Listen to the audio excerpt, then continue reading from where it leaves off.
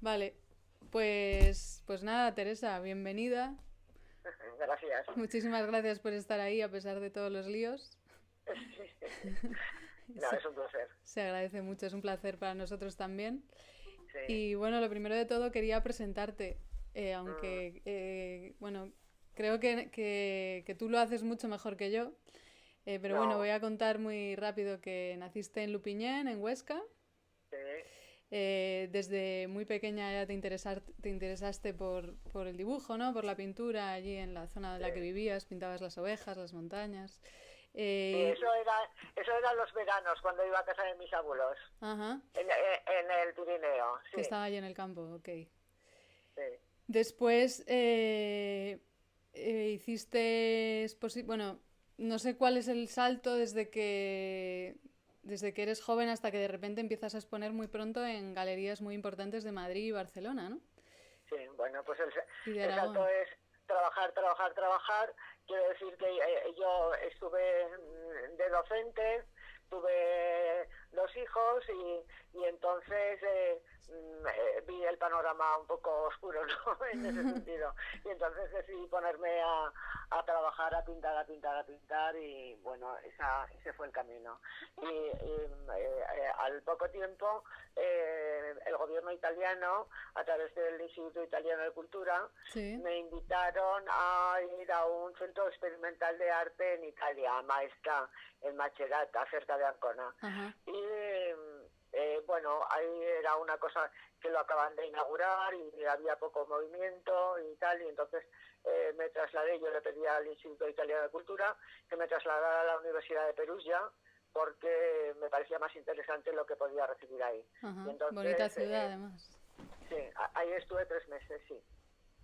Y luego pues ya seguí exponiendo en Madrid, en Barcelona y bueno, todos esos sitios que sabes. Sí, sí, sí, impresionante. Además, supongo que no dejaste de pintar y que lo hiciste de forma autodidacta. Y Bueno, de alguna manera, quiero al decir, yo principio, estuve, ¿no? sí, Y, al principio sí, y que luego totalmente, ya sí, después sí. acabaste en Italia de pronto y tuviste esa influencia Exacto, tan sí, mítica, ¿no? De los sí, sí, italianos, de la escuela sí, sí, sí. italiana. Y bueno, veo Una- que al final has recorrido medio mundo dando cursos y haciendo exposiciones.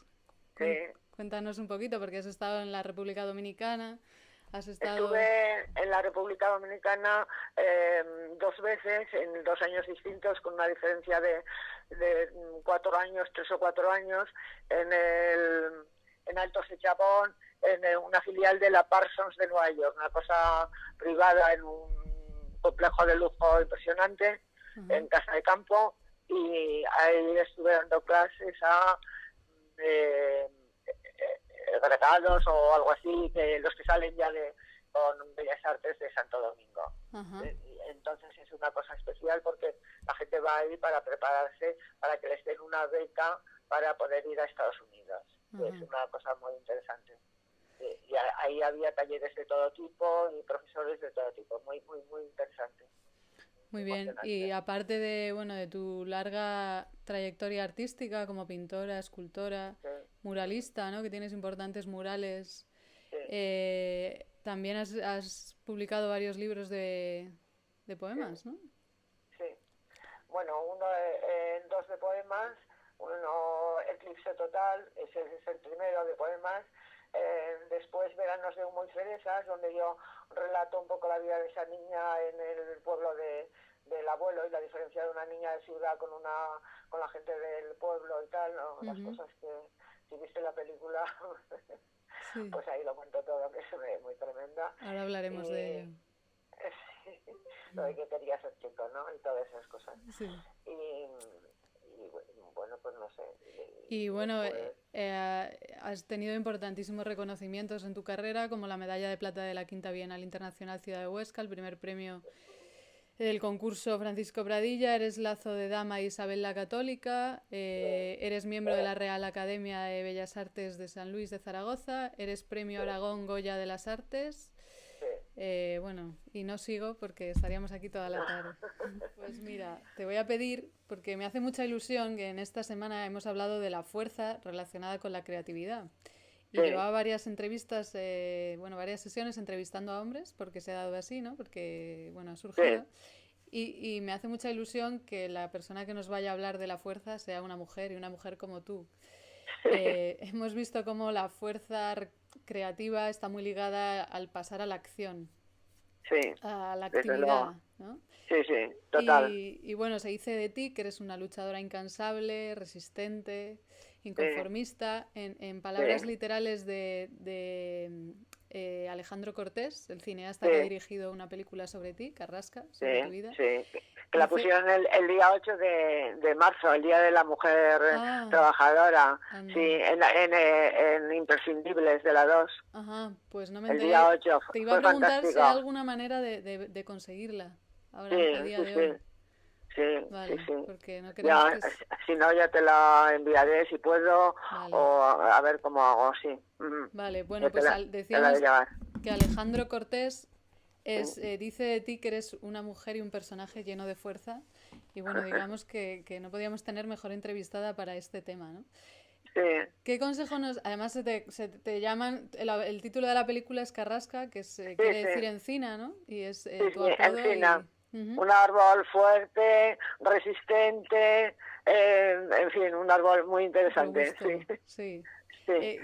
En ese sentido, ¿qué consejo nos darías acerca de ejercitarnos en la fuerza creativa y no caer en cosas como la desmotivación, la pereza, la dispersión o esa inacción que nos saca de la fuerza, ¿no? Que nos saca de ejercitarnos? El único consejo es trabajar, trabajar y trabajar.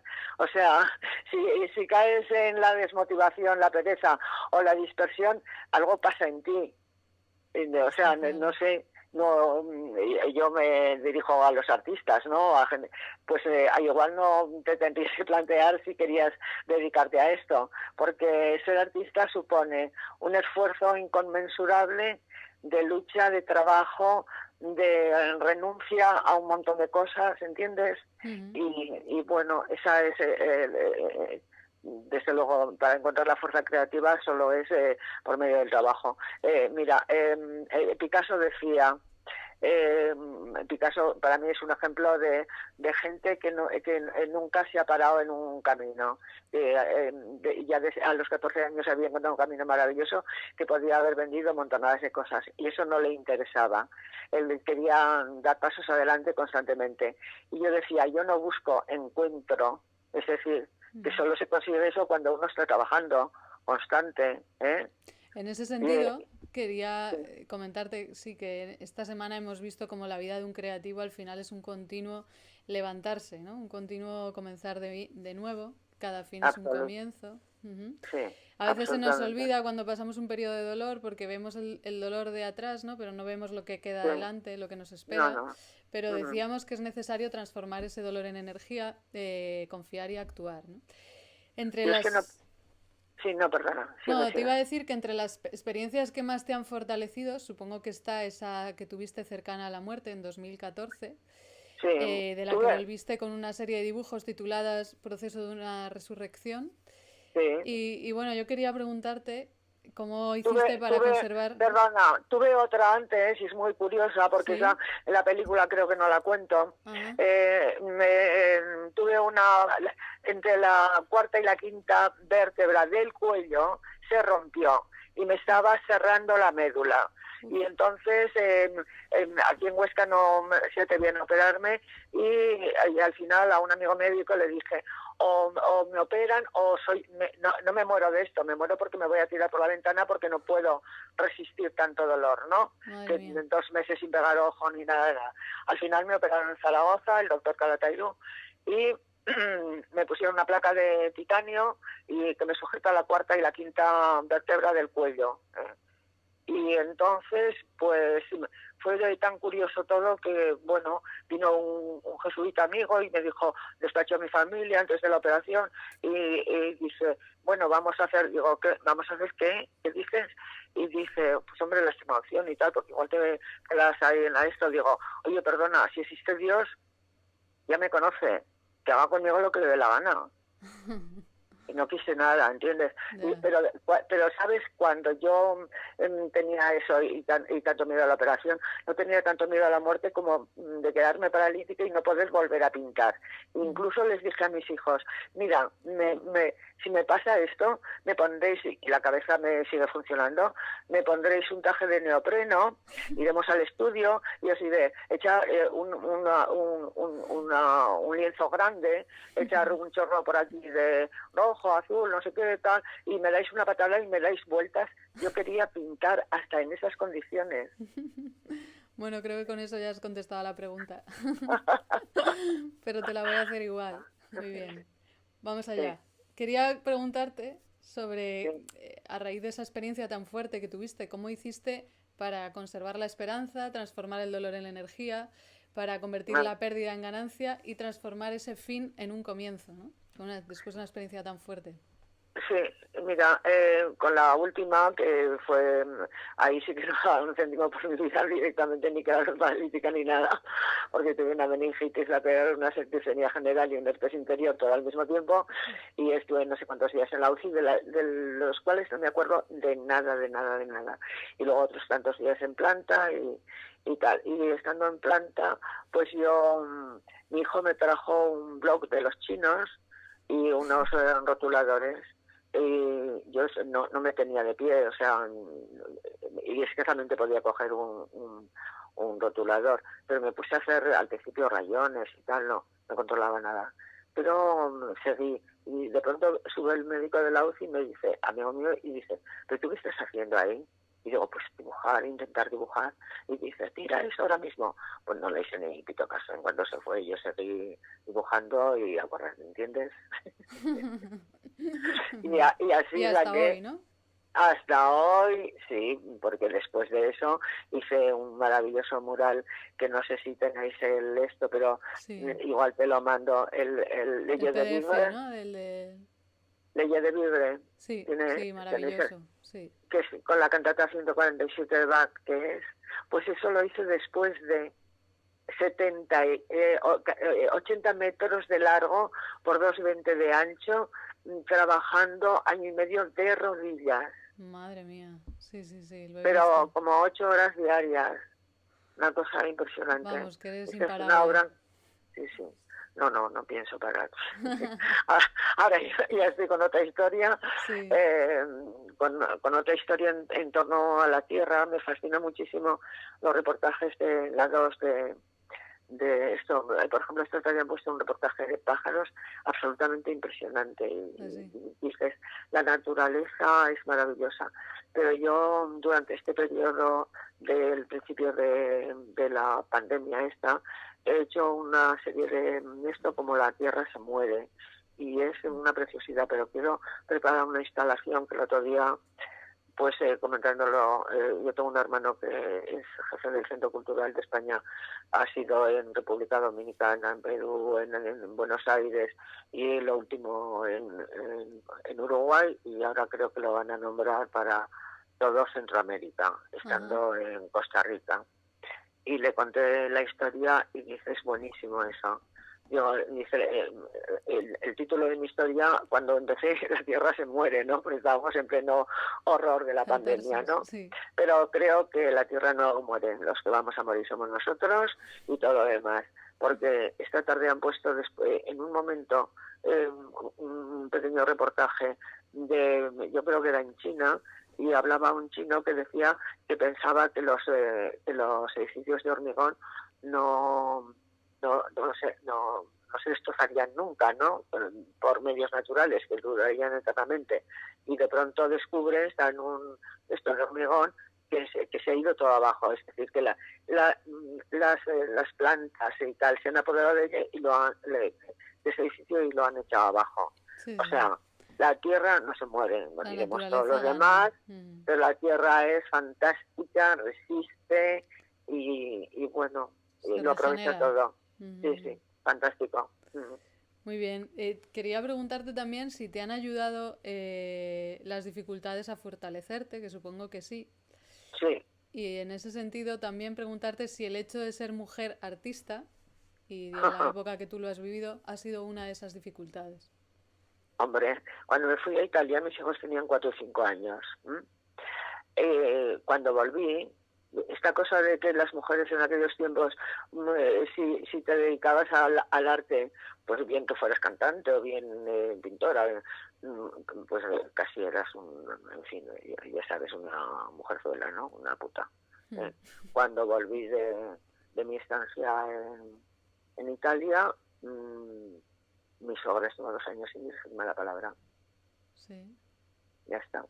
Pues, ¿qué le vamos a hacer? Pobre mujer, la mujer era buena mujer, yo está muerta y tal, era buena persona, pero con esa mente pues provinciana y tal, no tenía por qué, porque además su marido había muerto de comandante o teniente coronel del ejército y habían estado en Canarias y tal, pero bueno, es que uno es como lo educan. Claro. Y eran épocas distintas, no hay que juzgar. Claro. También hemos hablado que uno de los grandes temas que nos roban digamos, el impulso creativo en relación a la fuerza es el mal uso del tiempo, ¿no? Cuando hacemos que el tiempo se vuelva en nuestra contra de distintas maneras.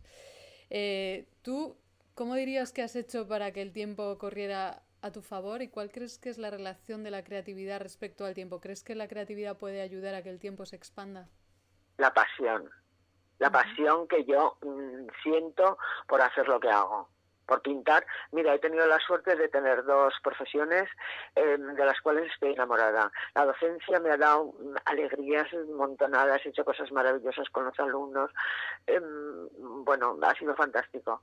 Y la pintura, la pasión. Entonces, mis hijos, yo llegaba a casa igual que mi marido cuando salía, mi marido también era profesor de matemáticas en otro centro. Pero yo llegaba a casa, hacía la comida, lo preparaba todo, iba a comprar, lo que sea. Por la tarde, porque me compré un estudio fantástico, tengo la casa muy grande y pensé que aquí podría tener un estudio, pero claro, una habitación no es un estudio. Y de pronto me pongo a pintar cosas muy grandes y entonces necesitaba más espacio, ¿no? Y entonces, no solo eso, no solo pintaba, sino que daba clases de pintura en el estudio, o sea, trabajaba hasta las 2:30 en el instituto, o esto, había dejado por la noche la comida hecha, por la tarde, 2 días a la semana daba clases en el estudio a un montón de alumnos y los demás días pintaba. Bueno, y los días que tenían los alumnos también pintaban porque los alumnos estaban de 7 a 4, de 6 a 8, algo así. Entonces el tiempo es muy relativo, el tiempo se alarga a todo lo que tú quieras. Es que depende del coraje que tengas, de la fuerza, de la pasión. Y si uno está enamorado de lo que hace, pues es imposible no hacerlo, es imposible, ¿entiendes? Pues lo haces a pesar de todo y con todas las dificultades y con todos los... Y renuncias, ¿entiendes? Claro. ¿Ahora se ha cortado esto? No, te estoy escuchando perfectamente. Y renuncias, ¿entiendes? Renuncias importantes, porque claro, eso supone que yo jamás me iba de juerga por ahí ni hacía nada de nada, ¿entiendes? Nada más que trabajar y gozar enormemente con lo que hacía porque era mi vida. Eso te iba a decir, disfrutando mucho. Sí, gozando muchísimo. Pero todo eso de salidas y juergas y tal, ni una ni media. Yo soy una feta. Bueno, te corrías tu buena juerga en casa con los pinceles, ¿no? Era otra manera. Que te corrías tus buenas juergas en casa con los pinceles. Sí, en el estudio con los pinceles. En el estudio. Sí. Es un paraíso. Algún día ya vendrás y lo verás. Tengo un estudio estupendo y tengo cosas maravillosas. Sí. Espero conocerte pronto en persona, cuando nos dejen salir. Exacto, sí. ¿Qué te iba a decir? Hay otra de las trampas que se asocia mucho al tiempo en relación con la creatividad, es el hecho de que solo la obra terminada tiene valor. Ya sabes que estamos en una sociedad que nos empuja mucho al producto terminado, ¿no? También por un sentido comercial. Tú como artista que ha seguido explorando sin cansancio multitud de técnicas, de formatos, de lenguajes, ¿qué podrías decirnos para conservar el interés por ese proceso de descubrimiento, esa exploración y curiosidad que nos permite seguir creando como si fuera un juego? Mira, no sé, Irene, no sé si has leído este libro que tengo ahora mismo en las manos, que se llama de Baudrillard, Baudrillard. El complot del arte, ilusión y desilusión estética, que habla de cosas absolutamente con las que estoy completamente de acuerdo. Es un filósofo francés y por lo visto de mucho prestigio, ¿no? Sí. Y entonces en este momento el arte está en un momento malo, no bueno, malo, en cuanto a que tanto galeristas como algunos críticos y tal hacen lo que este hombre dice que nunca se debe hacer, es trabajar sobre lo que ya se ha trabajado. Es decir, ¿qué sentido tiene poner como aquella gente en el museo en el museo este de Londres, ¿cómo se llama? El de la Raja, el de donde estaba, sí, en la Tate, un montón de basura en un rincón? No sé si te acuerdas de esa historia. Sí, sí. Un montón de basura en un rincón, llegaron las señoras de limpieza a las 6 de la mañana y lo que estos artistas que guarros son, que en la inauguración miraron, han tirado todo, tal y cual. Y los artistas montaron un cirio, tío, pero que eso ya se hizo en los años 60, pero bien hecho por los Arte Povera, que lo metían toda esa mierda dentro de un cubo de metalcrilato. Entonces, repetirlo tal, pero después de ese incidente en la TAI, un par de chicas en un museo de Nápoles hicieron lo mismo y les pasó exactamente lo mismo. ¿De qué estamos hablando? No. Y entonces este señor pone el énfasis en eso. Y mucha gente que hace sus historias sobre historias pasadas, o por ejemplo recreando de alguna manera un cuadro de Velázquez, pero si eso ya está hecho, claro. No tienes capacidad para crear tu propia historia. Yo jamás he hecho los cuadros iguales, claro. Jamás, nunca. Y además nunca. Cosas muy distintas unas de otras, ¿no? Sí, no, porque yo, mira,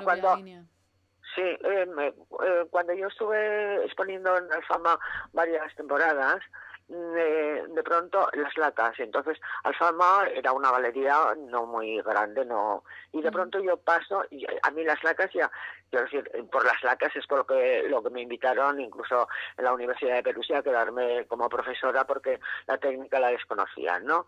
Pero bueno, mis hijos eran pequeños y yo me volví.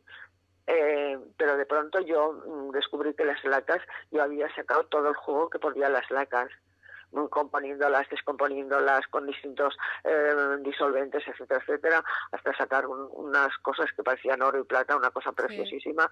Tal. Pero ya, para mí ya había terminado esa historia. Y entonces yo de pronto paso a pintar un bestiario de tamaño grande, súper grande, sobre lino crudo Goya, el más grueso, y sin imprimar.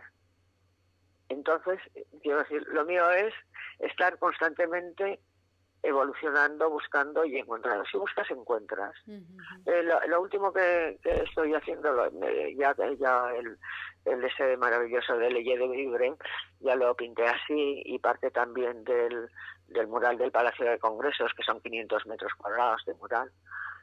Pues a raíz de mi estancia en República Dominicana observé una cosa, que como la humedad es tan alta allí, yo podía dar una capa muy fina de yeso sobre lienzo y pintar sin que se terminara de secar de tal manera que el color sale desde el fondo, ¿entiendes?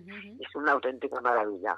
Luego, aquí no podía hacer eso, pero yo ya me he inventado otra historia para hacer lo mismo, pero directamente, ¿entiendes? Hacer la pintura al fresco, pero directamente, mezclando, o sea, pintando, sí, con el mortero, haciéndome la mezcla, exacto.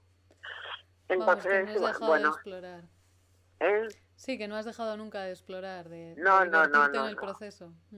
No, sí, no, y no sé cuánto, seguramente, yo qué sé, no sé lo que, sí, pero ese es mi camino. Ahora tengo ese otro proyecto que me gusta tantísimo, el de la tierra, y ya veremos si lo saco adelante o no. Porque otra de las cosas terribles que voy a decir, yo he podido hacer todas estas cosas porque jamás me he tenido que vender, ¿sabes?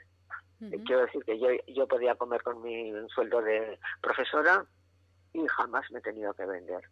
Ya el mismo Mario Antolín, que era un encanto de hombre y amabilísimo y muy profesional, me dijo, pero yo sigo pintando las latas, que ya ves que las vendemos como esto. Que lo vendían todo. Yo, no me interesa, Mario, yo ya he pasado a otra historia. En ese sentido, te quería preguntar, perdona, por esa época que Mario Antolín te dice que deberías ir ya a visitar a Juana de Aizpuru y a Soledad Lorenzo, ¿no? Lorenzo, sí, cuando yo le dije que yo ya estaba en otra historia, y entonces me dijo eso. Y entonces, mira, era una época, y lo de Julián Gallego, que también lo comentas, lo de Julián Gallego... que le dejaste plantado cuando iba a publicar una entrevista tuya. Esa fue la primera exposición que yo hice en Madrid, en Editora Nacional, que estaba en José Antonio 50 y no sé qué, ¿sabes? En la Gran Vía. Sí. Y tenía una sala de exposición estupenda. Y vino Julián Gallego y se quedó encantado y dice, pasó mañana, vas a estar aquí unos días. Yo, sí.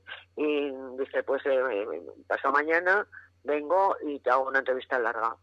Y era la época de las primeras elecciones municipales.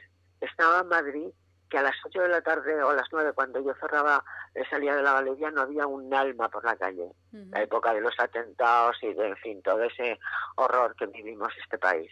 Y entonces yo al día siguiente me entró la angustia, ¿sabes? Y dije yo, pero ¿yo qué hago aquí en esta ciudad y tal? Y al día siguiente me saqué un billete de tren y me volví a Huesca. Y dejé ahí abandonada completamente la exposición, no abandonada porque la gente de Editora Nacional se ocupaba, no, es decir, pero ahí la dejé. Pero había también quizá como un pudor a ser visibilizada, ¿no? Quizá. Pues no sé, yo creo que a Juana de Aizpuru y a Soledad Lorenzo, pues porque me parecían en aquel momento muy grandes. O sea, sí. ¿Con el tiempo ya te has arrepentido de esta decisión?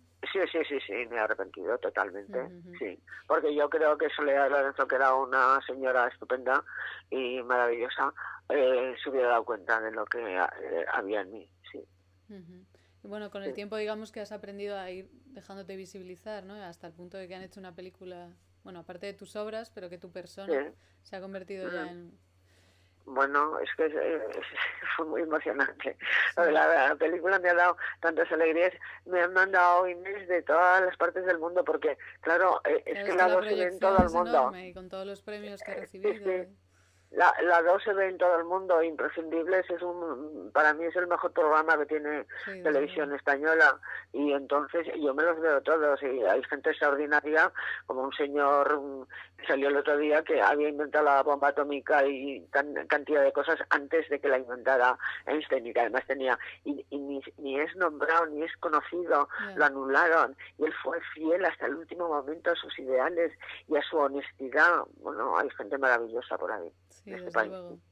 Quería preguntarte también que otro de los conflictos del tiempo es pensar que hasta que no tengamos una vida ideal en la que nos podamos dedicar al arte al 100%, no podemos ser creativos, ¿no? Bueno, al arte, a la creatividad. En este curso tenemos alumnos que se dedican a todo tipo de cosas, estamos centrados en la creatividad.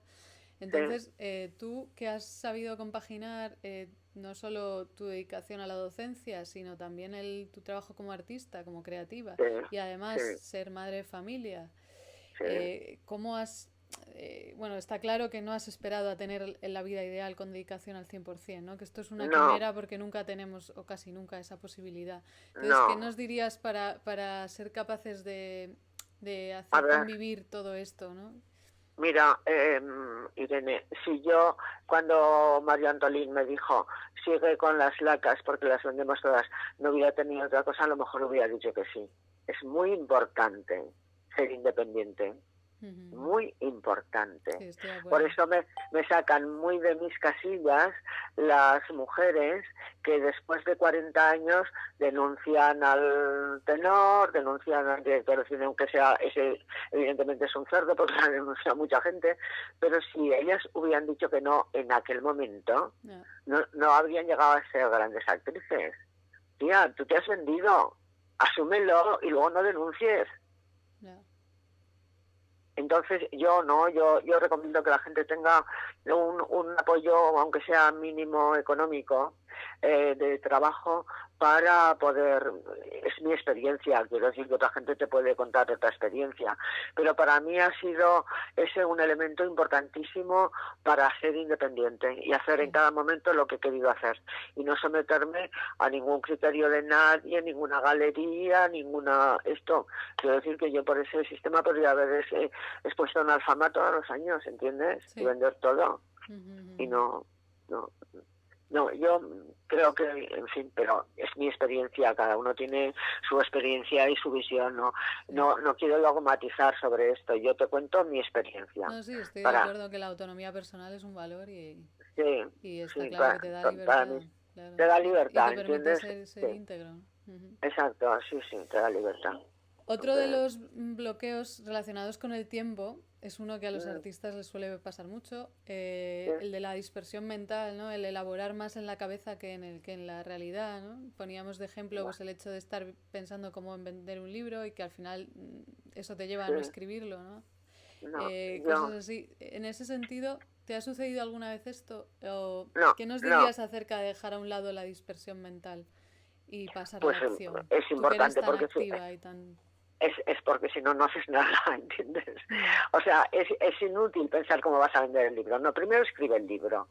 Y yo en este momento tengo 2 libros de poemas en fase de que se publiquen. Por una más o menos ya me ha dicho que sí, otro ya veré a dónde lo mando, y una novela y otra novela que estoy escribiendo. No. O sea, ¿algún truco para pasar a la acción directamente sin enredarnos en las musarañas? Yo creo que lo importante es que la pasión por hacer este tipo de cosas te domine. A mí me pasa esto por la noche, ¿sabes? Que duermo poco y entonces le doy vueltas a la cabeza y pienso cómo voy a hacer esto y que voy a hacer lo otro y tengo que... Pero siempre yo metida en la acción, no en el... ay, qué desgraciada soy o ay, que no voy a vender este libro, ¿para qué lo voy a escribir? No. Si no haces las cosas, no. Y punto, ¿no? Sí, no, es que si no te pones en la acción, ¿qué es lo que puedes ofrecer? Tu pensamiento, ¿lo vas a vender? ¿Vas a vender tu pensamiento? No, bueno, no sé, creo que no. Es decir, la gente que vende pensamientos, como este señor, el filósofo este francés, tan interesante, pues es que los escribe. Los escribe. Para eso hay que hacer un esfuerzo mental y físico. Y si no haces el esfuerzo, pues es difícil que te publiquen un libro si estás pensando que, claro, como no me lo van a publicar, es imposible que te publiquen algo que no has escrito. Ni vender un cuadro que no has hecho. Está claro, sí. Oye, Teresa, como apasionada que soy del Camino de Santiago, que estoy ahora haciendo un proyecto cultural sobre ellos, es todo un plan que se llama Por Amor al Camino, que consiste en recuperarlo como una aventura de autoconocimiento y como un viaje iniciático, ¿no? Viaje iniciático que es. Y trascendente. Quería comentarte que hay mucha trascendencia en tu obra, a mi modo de ver, y quería preguntarte cómo te relacionas con ese tema y qué relación crees que guarda con la creatividad. A ver, mira, estaba acordándome, perdona, del túnel del Somport, que es... Del túnel del Somport, sí, que no lo he dicho, pero para que los alumnos lo comprendan, ¿no? Que es el contexto, que para mí es la vía originaria del Camino de Santiago. Si te metes en la página, en mi página web, verás algo de ese mural, porque aparece también en mi página web, www.teresaramon.com. Sí, lo íbamos a decir al final, pero está bien que lo sí, comentes ahora por si lo quieren ir sí, mirando. sí, Teresa sí, tiene un sí. mural muy grande en pleno Camino de 90 metros Santiago. de largo, 90 metros de Exactamente. largo por 2,20 de ancho y se llama Catarsis. Tuvieron que, como está a 1,5 metros del suelo, porque ahí nieva mucho Sí, y tal, pues tuvieron que hacer un andamiaje, todo un túnel de 90 y tantos metros y al principio lo hacían sin taparlo. Y digo, pues no, ya lo podéis tapar, porque si aquí en la montaña viene de pronto una tormenta y estoy pintando, la pintura no se ha secado, pues me deshace todo, ¿no? Y me claro. hicieron un túnel total y fue fantástico pintar eso. Qué Y en bueno. la parte que está más cerca del túnel hay una concha de los peregrinos y un bastón. Y a Sí, partir de ahí empieza toda la historia de todo. esto. Es decir, que yo hay en esa yo creo, lo que te había escrito en ese sentido, es que yo creo que eso fue el inicio de la Unión Europea, el Camino de Santiago. Sí, bueno, Es está decir, claro. que venían de toda Europa, Sí, ¿entiendes? sí, A sí, yo creo Santiago que es lo más Compostela. internacional que tenemos en la península, es el patrimonio Totalmente. más... Mm, Totalmente, pero que ya entonces, en aquel tiempo, o sea, en la Edad Media, ya empezaron a venir. O sí, sea, esto incluso fue antes. de verdad el nacimiento de la Sí, sí, Comunidad Europea de Naciones, porque era un río de gente de todos los países, de todas las culturas y de tal que pasaba por ahí. claro, y Y entonces, intercambio de conocimiento y de todo.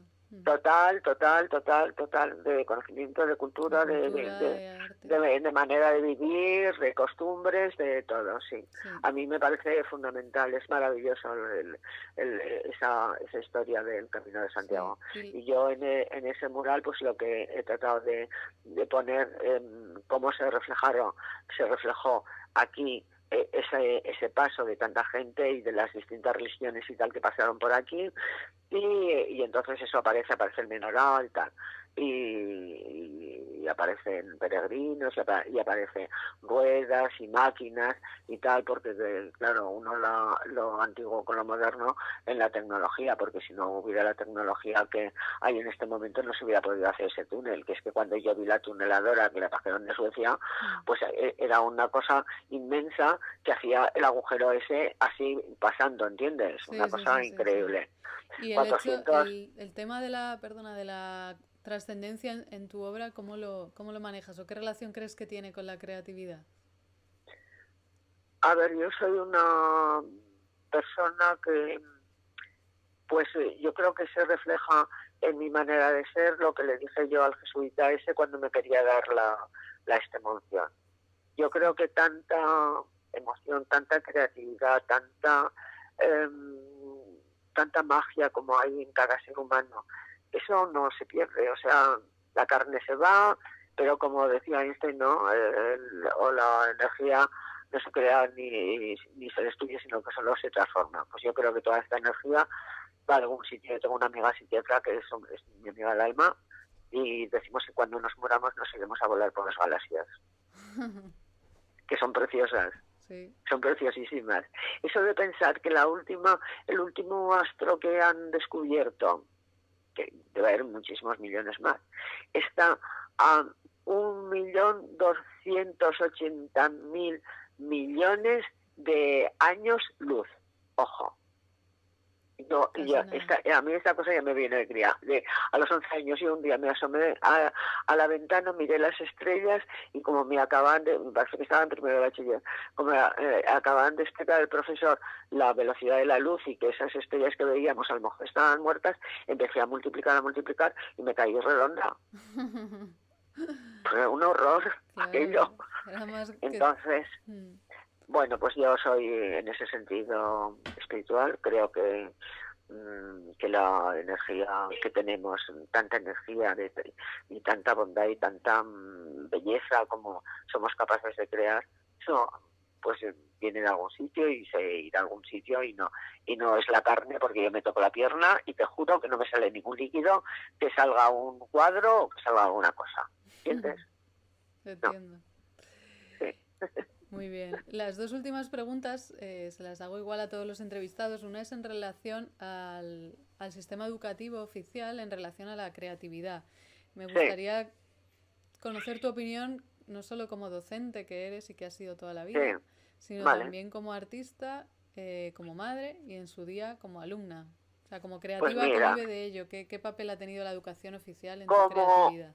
como alumna tuve la mala suerte de tener un profesor en bachiller que no le gustaba nada como yo pintaba y siempre me decía, mira, que el dibujo está muy bien, pero que además hacía que copiáramos dibujos que él hacía en la pizarra, o sea, que se dibujaba montado en una moto que en fin era patético, ¿qué quieres que te diga?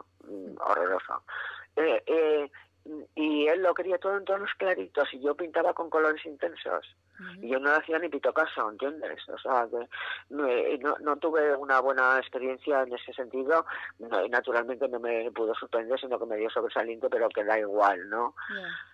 Eh, que, mm, que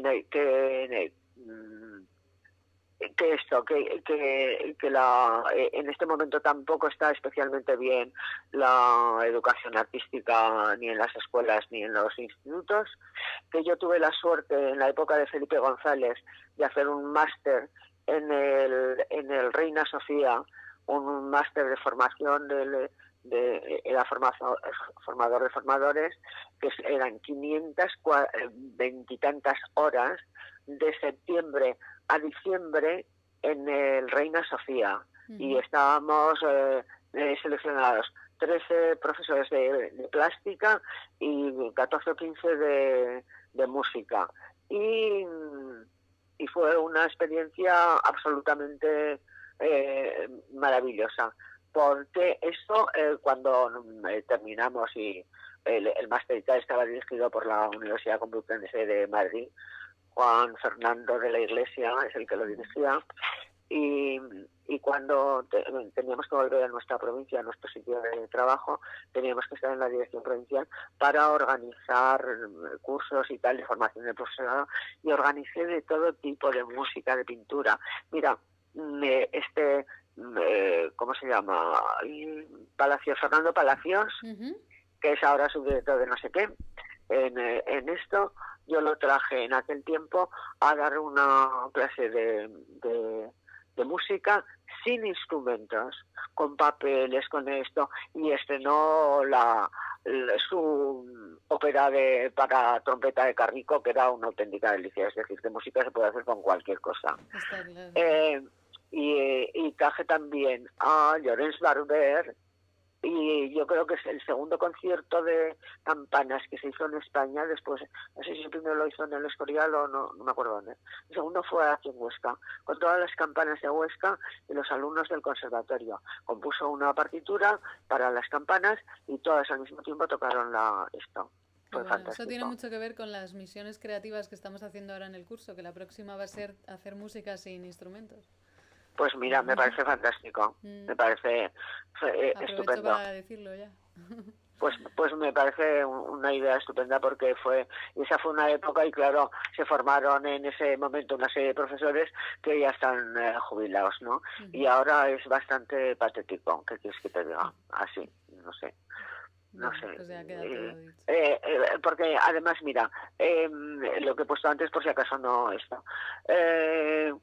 Que hay mucho que hacer todavía en este sentido, y que las artísticas, junto con la filosofía, son pilares fundamentales para organizar un cerebro creativo y transformador. Y pongo al final, piensa por ti, actúa y crea, piensa por ti misma, actúa y crea, pero después de recibir todo eso. Y la música, yo he pintado todo esto siendo absolutamente feliz, con Radio Nacional, Radio 2 de Radio Nacional, la clásica, y que yo me la pongo y así no me tengo que levantar a cambiar el disco o todos estos rollos, ¿no?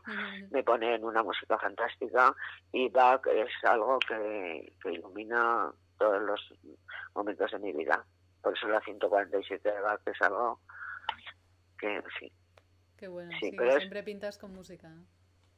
Sí, no puedo pintar sin sin música. Lo primero que hago, llego al estudio, me pongo el esto y escucho música. Y empieza la fiesta. A toda pastilla, sí. Oye, Teresa, ¿qué podrías decirnos acerca del momento tan curioso, tan especial que estamos viviendo? Y también en relación a la creatividad, no sé cómo si tú ves alguna conexión y qué mensaje de apoyo mandarías a esas personas que, bueno, ya estamos pasándolo, ¿no? Pero que lo han pasado mal a nivel físico, emocional o espiritual. Una persona, amigo mío, un ingeniero agrónomo, que ha estado 57 días en el hospital y además tiene no sé qué cosa, eso que les tiembla las manos y no me acuerdo cómo se llama. Y ha salido y es el vídeo más emocionante que he visto en mi vida. Sí. Cuando salió del hospital, ya curado, pero había perdido 30 kilos en todo ese periodo de 50 y tantos días de estar ahí, más de 40 en la UCI, y pensando que se moría. Se puso de rodillas, todos los médicos, enfermeras y demás aplaudiéndole. Se puso de rodillas y les dio un ramo de flores estupendo y besos, y empezó a darles las gracias y se echó a llorar. Y cuando salió atravesó ya el hall y fue hacia la puerta, en la puerta estaba esperándolo a su mujer y se puso otra vez de rodillas y se abrazaron. Es la cosa más emocionante que he visto en mi vida. Es decir, este hombre tuvo la suerte de estar en Huesca, que tenemos una medicina y unos médicos estupendos, y que somos todos amigos, ¿sabes? Que tenemos amigos por todas partes. Claro, y eso es muy cercano y muy maravilloso, porque el que lo salvó y está al frente de todo es el íntimo amigo mío, que me manda cosas y demás. Y entonces yo creo que también me salvé por todo eso, porque vivimos en una ciudad de un tamaño humano y tenemos relaciones humanas. Y entonces yo a la gente que esto es que luche, que se sale de... Pero que querer es poder, ¿entiendes? Querer sí. Es poder, y es de verdad. Querer es poder. Quizá eso de vivir en un sitio de escala humana y con relaciones humanas también es importante como esto parte del es mensaje, fantástico. ¿no? Y que algo que nos podemos replantear. Totalmente, pues es que de verdad yo creo que esto va a servir para que toda la gente que lo ha pasado, mucha gente que lo ha pasado mal y que se ha visto muy deprimida por estar tanto tiempo encerrada en su casa y tal, que es fuerte, ¿eh? O sea, si tienes un piso muy grande y tienes un chalet con un jardín, pues mira, que no, pero si vives en un piso pequeño, pues es un horror, ¿no? Y entonces, el otro día vi en una entrevista que se están revalorizando muchísimo las casas en pueblos pequeños y tal, naturalmente, la vuelta a la naturaleza. Esto es lo que... Y además estaría muy bien que pasara esto, ¿sabes? Desde luego, desde luego. Que se hicieran, que no se hicieran estas macro ciudades que son deshumanizadas completamente, que no, tú no eres nada, no eres ni siquiera un número, ¿entiendes? No, sí. Eres... Entonces, a lo mejor la única cosa buena que va a tener esto es que la gente vuelva a pensar que la naturaleza es la que no falla. Yo me acordaba de cuando veía algunos árboles de un paseo que hay por aquí, que los dejaban casi bien muñones, y decía, ¿qué han hecho estos animales? ¿Cómo han podido podar esto? Luego no saldrán, estos se van a morir. Y de pronto llega la primavera y empiezan a salir hojas por todas partes. Sí. ¿Entiendes? Pues eso. Esto nos permite cerrar el círculo con tu principio de la entrevista, hablando de la Tierra, o sea que nos viene muy bien como final. Sí. Si te parece, lo dejamos ahí. Que es un buen me parece muy bien, Irene. Muy lamento mucho que hayamos tenido todos estos problemas, no te preocupes, querida. Teresa. Al final lo hemos salvado, que es lo importante. Te han escuchado muy bien. Sí. Bueno, y pues vale. Seguro que les ha gustado mucho. Ahora leeré los mensajes. Así que muchísimas gracias. Bueno, y si hombre, lo puedes salvar si pones si tienes que poner algún vídeo, si pones el vídeo de Leyes de Vibre, que es precioso, y alguna imagen mía que puedes tener por ahí, no sé. Pues eso buena idea, lo podemos acompañar con algo así. Sí. Ya pensaremos algo, no te preocupes. Bueno, pues ya me dirás, no me preocupo, aunque te agradezco mucho que hayas tenido este detalle conmigo. Yo te lo agradezco más, Teresa, de verdad, ha sido un placer y espero conocerte pronto en persona. Espero que nos conozcamos pronto, sí. Yo también, un abrazo. Venga, besos, vale, adiós. Hasta pronto. Adiós. Muchas gracias a todos por estar ahí, perdonad los problemas y nos vemos el lunes. Feliz tarde para todos.